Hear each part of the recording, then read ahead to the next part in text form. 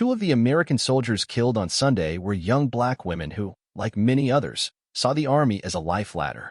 Two of the American troops killed on Sunday were, like many young black women, drawn to the military for the opportunities and level playing field it offered. At a dusty military base in northeastern Jordan, Specialist Kennedy Sanders drove bulldozers and road graders. When she had free time, she liked to spend it knitting or feeding her sneakerhead habit by shopping online for rare pairs of Nike Dunks that she would make her mother unbox for her over FaceTime. She spent a lot of hours joking and hanging out with her friend and platoon mate in their Army Reserve Engineer Unit, Specialist Breonna Moffett, who slept in a nearby rack and was hoping to celebrate returning home this summer by attending a Nicki Minaj concert. The two were killed on Sunday, along with another soldier in their unit, Sergeant William Jerome Rivers, in what the Pentagon said was a drone attack by an Iranian-backed militia. Both specialists were heavy equipment operators doing a tough job in a hostile region. They were also young black women from Georgia who loved hip-hop, laughing with friends and the Army. And they were representative of the type of Americans who increasingly serve in the military these days. Black women account for about 36% of all enlisted women in the Army, compared with just 14% of the civilian female population, and they have an outsized presence in the highest enlisted ranks. More than half of the Army's female sergeant majors are black. You think of the military, most people think of men, but in fact African-American women are heavily overrepresented, said Brenda Moore, a professor of sociology at the State University of New York at Buffalo who has studied the trend for decades. The reasons are simple, she said.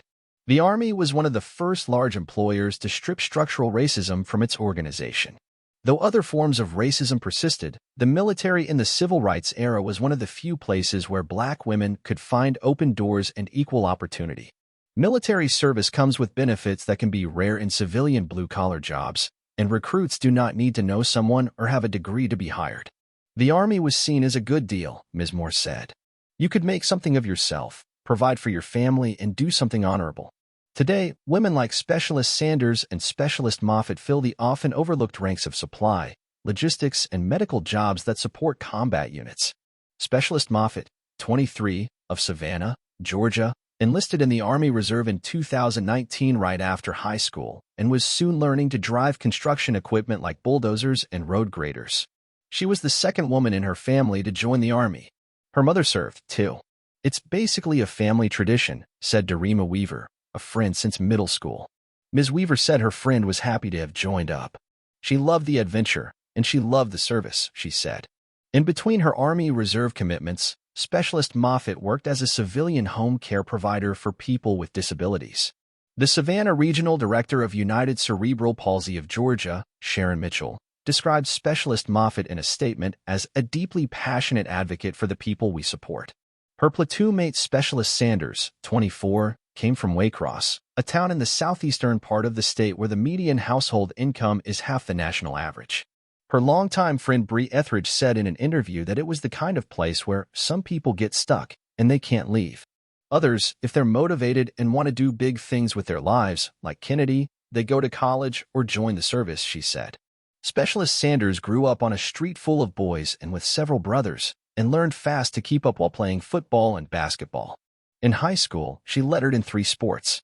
She tried college, but didn't finish. Back in Waycross again, she worked at a series of low-paying jobs, including as an assistant at the pharmacy in the city's small downtown. One of her best friends had joined the Marines and was learning to be a radiology technician. After talking to her, Specialist Sanders decided to enlist in the Army. Soon she had health care coverage, retirement benefits, and a marketable skill, and was earning education benefits to pay for another try at college. It was an adventure for her, too, her mother, Oneida Oliver Sanders, said in an interview. She was making lifelong friends, getting promoted. She loved it.